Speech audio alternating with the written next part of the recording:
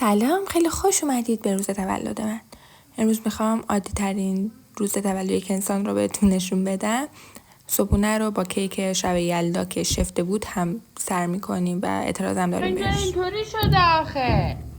بعدش باشم رفتم باشگاه که خب چون دیشب شب یلدا بود همینجا دیگه تم یلدایی رو داشت دیگه. سلام. به این که چرا روسری یا دو رنگ توی ویدیو توجه نکنید، چون از داخل یادم رفت ویدیو بگیرم، از روزای قبلی گذاشتم.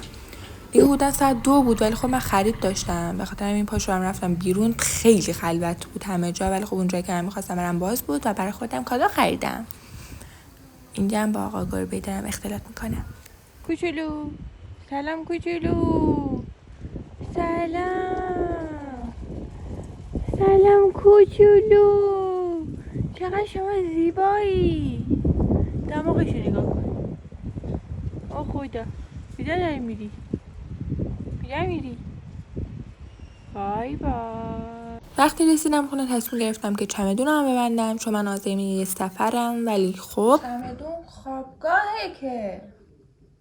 و بله، چمدونم برده بودم خوابگاه، یادم رفته بود که برش گردونم. اصلا حواسم نبود میخوام برم سفر دیگه. مامانم این ساک دستی که داشت رو بهم داد و گفت از همین استفاده کن و خب چاره دیگه‌ای هم نداشتم. آخر شبم یه ذره فیلم نگاه کردم، خیلی کم، زیاد نگاه نکردم و همین دیگه. این بود از روز تولد من. امیدوارم شما روز تولدهای جذاب تری داشته باشید. حالا بهم بگید کیا متولد دین؟ کیا زمستونین؟